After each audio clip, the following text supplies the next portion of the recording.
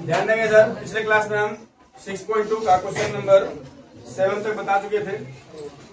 अभी 3 क्वेश्चन बचा हुआ है इसमें, 8, 9, 10। चलिए देखते हैं क्वेश्चन नंबर 8 क्या बोल रहा है। पर मैं 6.2 का प्रयोग करते हुए सिद्ध कीजिए कि एक त्रिभुज की किन्हीं दो भुजाओं के मध्य बिंदुओं को मिलाने वाली रेखा तीसरी भुजा के समांतर होती है। किसी एक त्रिभुज के त्रिभुज है हमारा ए बी सी,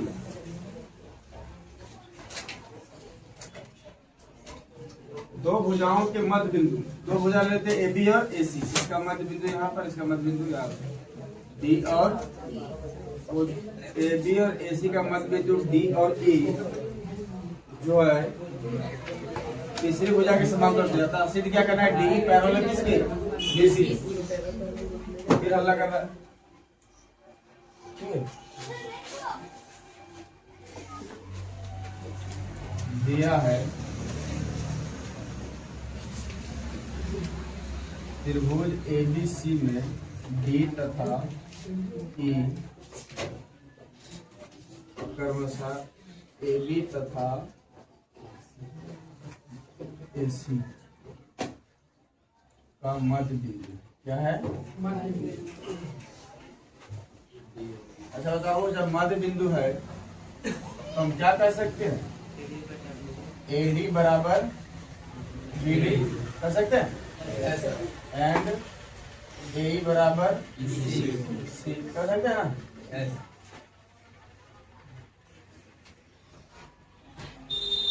साधारण सा क्वेश्चन है, सिद्ध करना है कि डीई जो है वो पैरेलल होगा किसके, डीसी के, किसके, डीसी के। अच्छा बोलो, हम ऐसा लिख सकते हैं कि ए डी बट्टा बी डी बराबर 1 लिख सकते हैं। अरे दोनों बराबर है ना, ए डी और बी डी क्या है, दो बराबर चीजों को काटेंगे कितना आंसर आएगा, एक के बराबर आएगा ना। उसी तरह से लिखो पुनः ए बट्टा सी इसके बराबर में कितना जाएगा, 1। अब लिखो समीकरण 2 तथा 3 से, 2 तथा 3 से क्या प्राप्त होता है, दोनों का राइट हैंड साइड इक्वल है तो दोनों का लेफ्ट हैंड साइड क्या होगा, इक्वल होगा। ए डी बट्टा बी डी बराबर ए बट्टा सी। अब जब अब करो 6.2 पर मैं क्या कहता था कि यदि दोनों ये दोनों का रेशियो इक्वल होगा तो डी पैरेलल क्या हो जाएगा, डीसी होगा ना। इसीलिए डीई जो है वो समांतर हो जाएगा डीसी के। इसमें बोला भी है क्वेश्चन पर मैं 6.2 का इस्तेमाल करते हैं, या फिर इसको हम कह सकते हैं आधारभूत समानुपातिकता प्रमेय के विरोध से,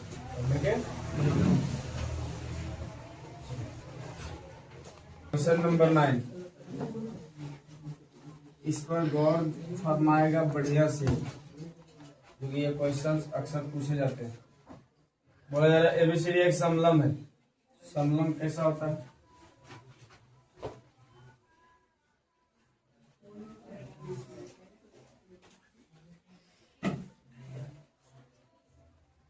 एबीसीडी एक समलंब है जिसमें कहा जा रहा है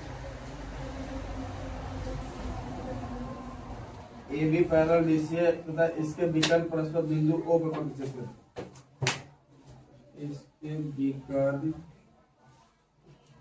परस्पर ओ पर क्या करते हैं, प्रतिच्छेद करते हैं। दर्शाए कि एओ बट्टा बीओ बराबर सीओ बट्टा डी।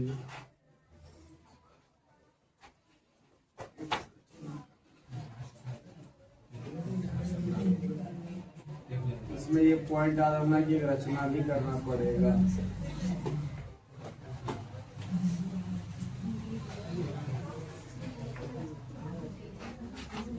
ये ऑलरेडी है ना, ये अपन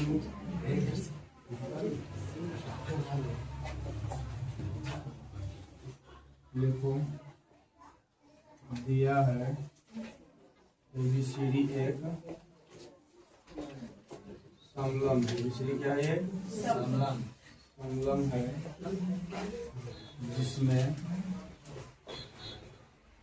AD पैरेलल है CD, AD पैरेलल है CD। क्या करना है? आपस में बोल कौन रहा है? बोलने का जरूरत किसको पड़ रहा है? एक बार बोले सर, आज मनुष्य ही है ना, देखो मनुष्य प्रजाति के है ना लोग। मनुष्य प्रजाति बोला जाता है कि इस दुनिया का सबसे बुद्धिमान होता है, समझदार होता है। एक बार चीजों को कहा जाए तो समझ जाता है।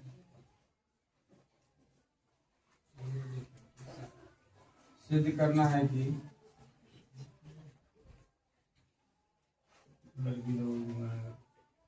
लोगों के लिए स्पेशल से चिट्ठी लिखना पड़ेगा।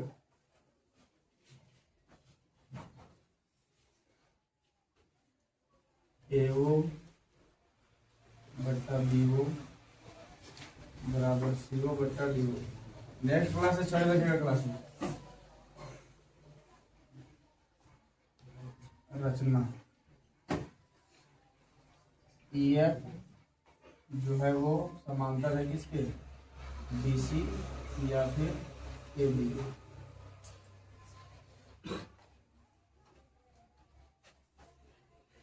क्योंकि पहले से AB और DC क्या है? समांतर। क्या है? तो किसी एक रेखा के समांतर खींचेंगे तो दूसरे रेखा के समांतर ऑटोमेटिक क्या हो जाएगा? हो जाएगा ना।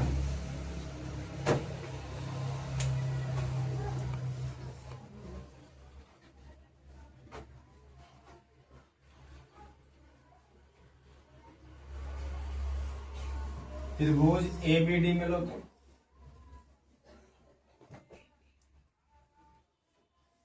त्रिभुज ABD में हमें क्या मिल जाएगा? AB parallel EO। अरे ये रेखा ये रेखा ये रेखा तीनों समांतर है, तो दो समांतर रेखा को यदि बीच में से काट देंगे तो क्या समांतर हट जाएगा क्या? वो तो समांतर रहेगा ना। तो हमारा AB और EF समांतर था, तो AB और EO भी तो समांतर होगा। होगा कि नहीं होगा? तो लिखो क्योंकि AB समांतर है EO के। अब त्रिभुज ABD केवल देखना, ABD एक रेखा बीच में क्या है? समांतर है। तो जो दो भुजा को प्रतिच्छेद कर रहा है उसका रेशियो बराबर होगा कि नहीं होगा? होगा ना। तो उसको लिखो, ए हो जाएगा हमारा AE बट्टा ED बराबर BO बट्टा DO। कोई दिक्कत है? कोई दिक्कत है? इससे हो गया ये बीपीटी लिख दो। क्वेश्चन नंबर अगेन किस में लेगा? ADC में ले लो। अब हम बताते हैं कि क्यों लेना है और हम इसमें क्यों लिए, अपने आप दिमाग में। त्रिभुज ADC में और क्या हो जाएगा? EO पैरेलल हो जाएगा DC का। EO पैरेलल किससे हो जाएगा? DC का। अब बोले सर इसी का पहली, अब यहाँ देखो सीधी क्या करना है? AO BO मतलब यही वाला विकर्ण का अधूरा पार्ट, विकर्ण का AO CO BO DO यही सब मिला हुआ है ना, यही सब का ना कॉम्बिनेशन है। तो ध्यान दो बाबू, आधा तो ले आए, BO DO ले आए। BO DO क्या किए? कौन सा ट्रायंगल लिए? ABD। अब हम लेते हैं ADC। तो ADC में हमारा क्या बन जाता है? क्यों ADC लिए? सर इधर तो हमारा BCD था, ABC था, इसमें क्या ले लिया?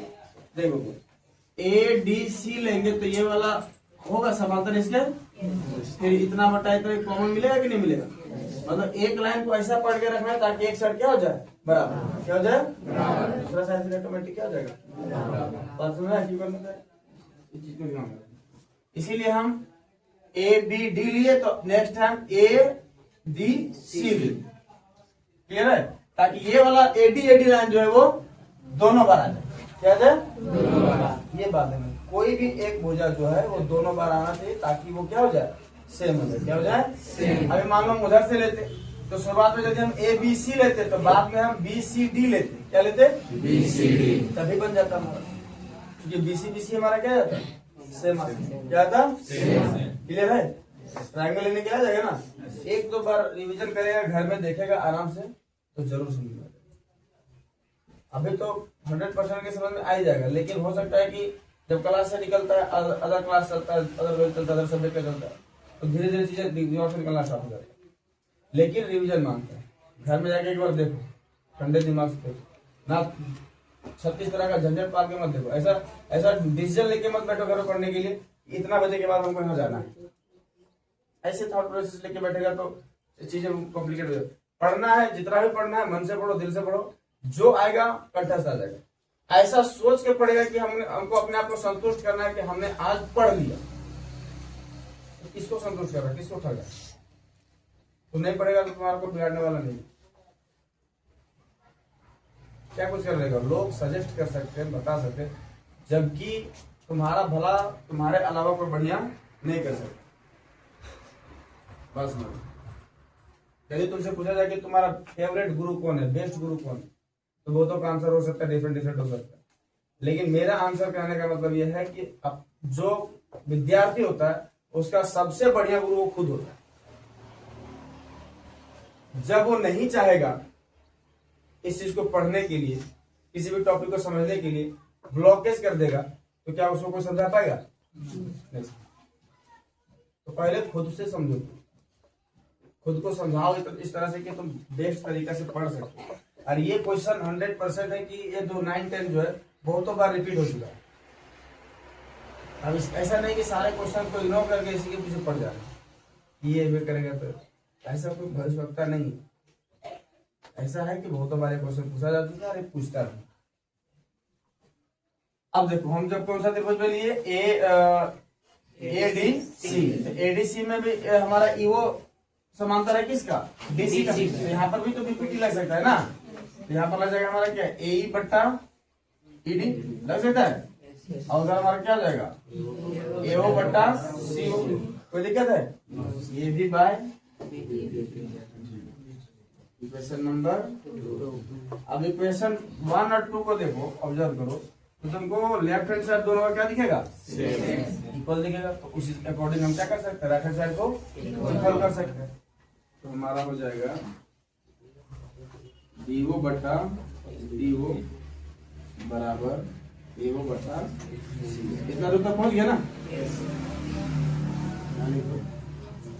समीकरण 1 तथा अब बहुत हद तक हम ये चीजें मिला चुके हैं ना, मिला दिए ना। अब केवल देखो किसका प्लेस चेंज करना है। एओ के नीचे क्या होना चाहिए? डीओ। तो सीओ यहाँ आ जाएगा, तो सीओ के नीचे डीओ। क्लियर है? वही ना?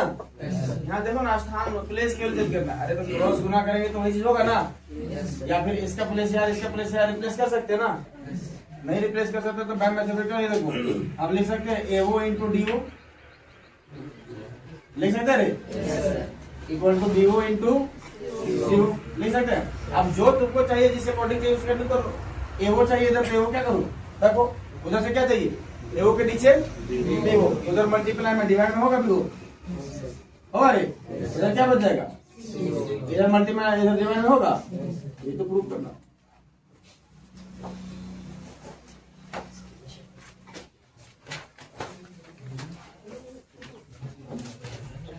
Question number 10। एक चतुर्भुज एबीसीडी के विकर्ण प्रस्थ बिंदु O पर इस प्रकार प्रतिच्छेद करते हैं कि AO बट्टा BO बराबर CO बट्टा DO है। दर्शाइए कि एबीसीडी क्या है? एक समलंब है। क्या है?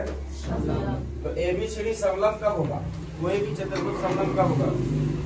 आमने सामने का दो भुजा समांतर और दो भुजा असमान, ठीक ना? समलंब का क्वालिटी ना है। तो समलंब का क्वालिटी क्या होगा कि ये दोनों भुजा यदि ये चतुर्भुज जो है, इस चतुर्भुज के वजह से ये दोनों भुजा को AB और DC को, AB और DC को हम समांतर सिद्ध कर दे। क्या सिद्ध कर दे? समांतर सिद्ध कर दे, तो हमारा ये चतुर्भुज क्या बन जाएगा? समलम बन जाएगा। क्या बन जाएगा? समलम। अब मेन फोकस इसको समलम सिद्ध करना नहीं, मेन फोकस है हमारा AB पैरेलल DC सिद्ध करना। AB parallel DC, AB parallel DC सिद्ध कब होगा? देखो हम एक रचना की, क्या की? एक हम ऐसा रचना किए, हम मान लिया कि ईओ जो है वो DC के समांतर है, ईओ जो है वो DC के समांतर है। यदि हम ईओ को AB के समांतर सिद्ध कर दें, जब ईओ DC के समांतर है, ईओ AB के समांतर है, तो AB और DC भी तो समांतर है। समांतर है ना? टारगेट में रहिए। चलो धीरे धीरे आगे।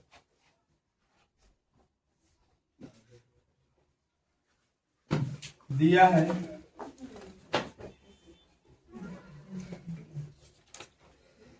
AO बट्टा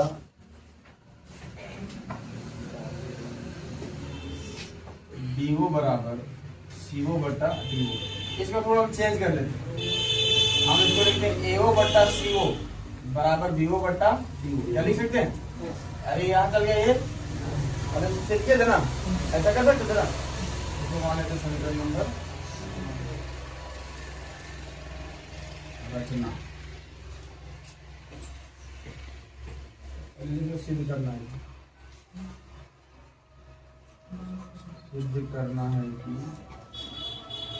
ABCD एक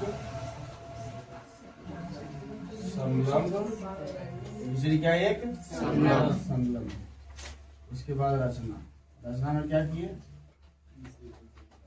ईओ समांतर DC, ईओ समांतर क्या कीजिए?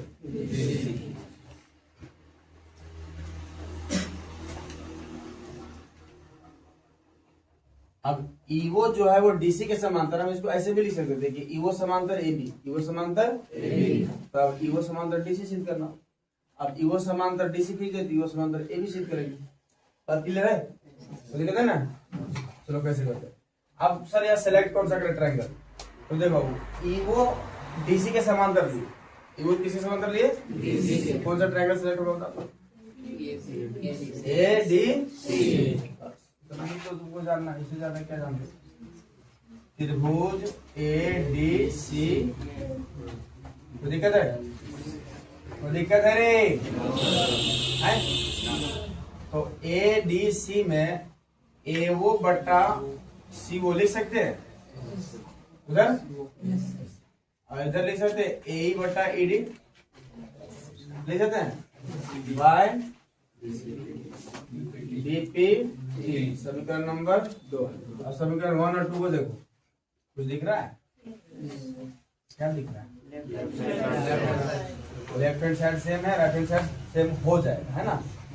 तो समीकरण 1 तथा 2 से हमें क्या प्राप्त होता है कि AE बट्टा ED बराबर हो जाएगा DO बट्टा DO। अब फिगर में देखो कि कौन सा ट्रायंगल का हिस्सा है? AE बट्टा ED और BO बट्टा DO, ये ना है? कौन सा ट्रायंगल का हिस्सा है? ABD। तो ABD में यदि इतना बट्टा इतना और इतना बट्टा इतना का रेशियो यदि बराबर है, तो ये दोनों लाइन पैरेलल रहा होगा, तभी बराबर है, तभी तो बराबर है। 6.2 और मैं 6.2 ये ना कहता है। therefore हम कह सकते हैं AB, रचना में काम कर रहा हूँ, चलो ठीक है। AB समांतर हो जाएगा EO बाय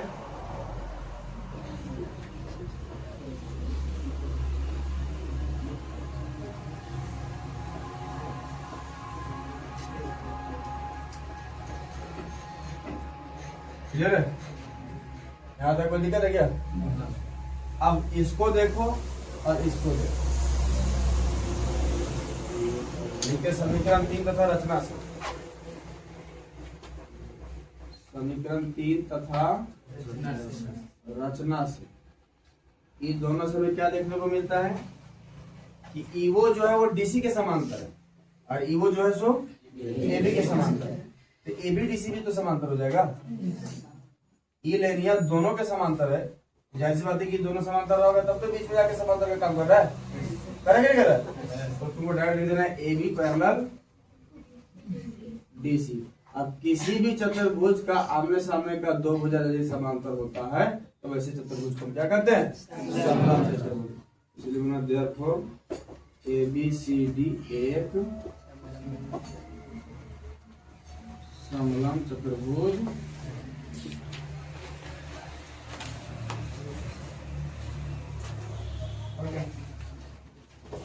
तो बड़ा सा क्या कोई दिक्कत है क्या?